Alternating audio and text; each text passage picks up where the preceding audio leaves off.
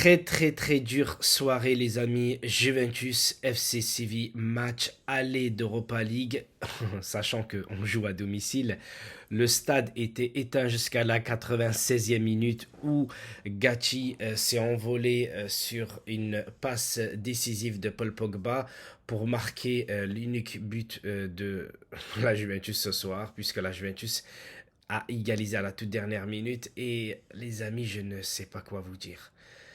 Franchement, je suis dégoûté, dépité. Vous pouvez même pas imaginer les 100 pas que j'ai fait ici dans mon salon à regarder le match, à essayer de zapper avec celui de la Roma face à Leverkusen parce que au moins à Rome il y a une ambiance, hein. À Turin il y a aucune ambiance. C'était quoi? C'était les 5 premières minutes où ça chantait un tout petit peu et après il n'y avait plus rien. Dès que Séville a commencé à essayer de jouer, on va dire, son jeu, puisque eux ils jouent au moins au foot, la Juventus qui ne joue pas du tout au foot, je ne sais pas à quoi ils jouent. Allegri a motivé ses joueurs avant match. Je ne sais même pas c'est quoi les consignes. Quand l'équipe attaque, ils attaquent tous ensemble et quand ils défendent. euh, Tu sais, ils reviennent tous comme des tortues face à des lièvres. Et on a vu ce soir un petit contre facile, rien du... C'est trop simple.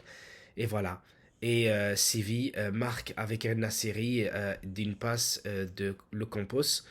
Et du coup, voilà, moi ça me dégoûte. Ça me dégoûte de voir une Juventus qui ne sait pas défendre, une Juventus qui a du mal à construire, à essayer d'attaquer.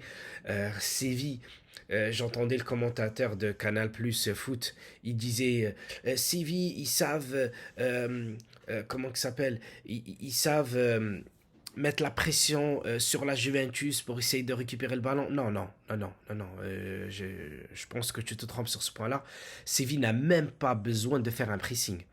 Les joueurs de la Juventus, tout seuls, ils seront dedans. Alexandro, tout seul, il fait des demi-tours sur lui-même. Je sais pas pourquoi, tu sais. Il fait demi-tour sur lui-même et qu'il a du mal à... Je veux dire, ça fait des années qu'il joue à la Juve. Il sait pas si la pelouse elle est arrosée ou pas, le mec il glisse. Les deux autres là, ils se rendent dedans. Franchement, on a des super joueurs de ballon, mais on joue pas au ballon. Et quand je dis de super joueurs de ballon, je peux parler surtout le milieu de terrain avec Locatelli, Rabiot, même Merici. Je pense que c'est un bon joueur de ballon. Heureusement qu'il a sorti Kostic, parce que pour moi, quand j'ai vu Ealing Junior, je préfère largement que ce joueur-là joue, parce qu'il est déjà plus rapide. J'ai l'impression qu'il sait mieux dribbler et qu'il sait mieux défendre, alors que Kostic, oui, c'est un très bon centreur. C'est comme à l'époque Beckham, etc.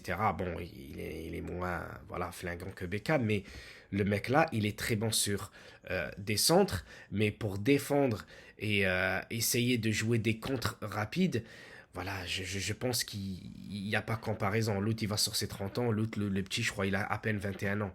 Donc, les amis, moi, quand je vois aussi Vlahovic en attaque, horrible, horrible. Chaque fois qu'il a le ballon, au lieu de je sais pas moi, de bloquer le ballon comme le faisait Zlatan Ibrahimovic, il est grand en taille, donc c'est pour ça que je dis ça. Regardez juste Dzeko, le match d'hier face au Milan.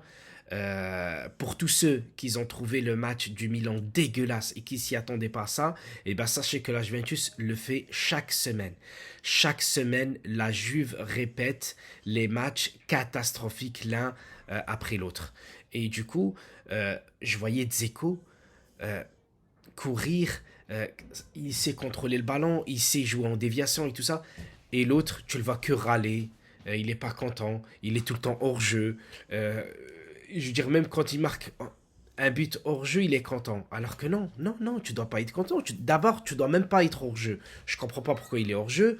Ensuite, Di Maria c'est le seul véritable créateur juste derrière l'attaquant. Je veux dire, si tu faisais jouer Chiesa, j'aurais compris. Avec Chiesa, Vlahovic, Di Maria, tu ferais des contres de malade face à Séville si tu fais ça au match retour. Parce que là, tu as été sauvé à la toute dernière minute grâce à Gatti. Et je dirais même pas grâce à Gatti, c'est aussi grâce à la passe de Pogba et surtout celui qui a amené ça c'était Chiesa.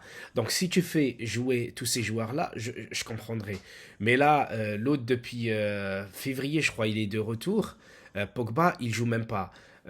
Chiesa, il est de retour depuis 6 mois. Depuis 6 mois, il est de retour. Tu le fais même pas jouer en tant que titulaire. Ensuite, je veux dire, Rabiot, Locatelli, c'est de très bons joueurs de ballon.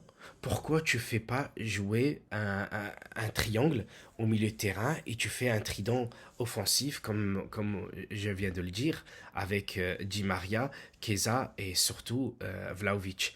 Même Milik à la place de Vlahovic, ça me va aussi. Mais les amis, il faut qu'il arrête avec cette défense catastrophique. Bonucci, heureusement, il s'est blessé. Il est plus apte à faire ça parce qu'il sait pas courir, il sait pas défendre. Alexandro, catastrophique. Et je comprends pas, moi, pourquoi les commentateurs ne le disent pas. Ils connaissent le foot mieux que nous. Pourquoi ils le disent pas? Pourquoi ils disent pas que cet entraîneur-là, on ne comprend pas pourquoi. Pourquoi tu veux relancer de derrière, sachant que tu ne sais même pas construire? Son équipe, elle n'est pas construite pour construire. Elle est construite juste 11 joueurs sur le terrain et tu les laisses se débrouiller. Et t'attends que de tes joueurs te fasse un exploit. Donc là, moi, ça me dégoûte. Voilà, encore une fois là-dessus. Quadrado ne court plus comme avant. Avant, oui, il te faisait des contres magnifiques, etc. Mais là, il n'a plus ce niveau-là. Il n'a plus cette vitesse comme ça a été le cas il y a quelques années. Donc, du coup, pourquoi tu forces sur lui ou tu forces sur Kostic et à la fin, au milieu de terrain, t'as personne. Donc voilà. Qu'est-ce que vous voulez que je vous dise? La Juventus a été chanceuse jusqu'à la toute dernière minute puisque sur une action qu'elle aurait jamais marqué avec ce but-là. Franchement, elle aurait jamais dû marquer avec ce but-là. Je comprends pas. Alors que voilà, t'avais d'autres façons de créer des occasions, etc. Mais voilà, tu le fais pas parce que tu joues pas au foot.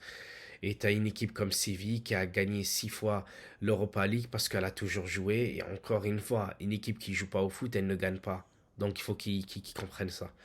Donc sur ce, les amis, j'ai vu le nouveau maillot de la Juventus la saison prochaine. Pour moi, il est beau. Voilà, rien à dire. Même si je m'attendais à beaucoup mieux avec moins de rayures.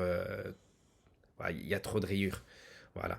Donc sur ce, les amis, j'espère que j'ai tout dit ou presque. Je vous embrasse tous et je vous dis vivement que la Juventus, ou Guillaume Tulli, là, qui vire Max Allegri. Parce que Max Allegri, on n'en peut plus. Allez, ciao, ciao, les amis. À dimanche.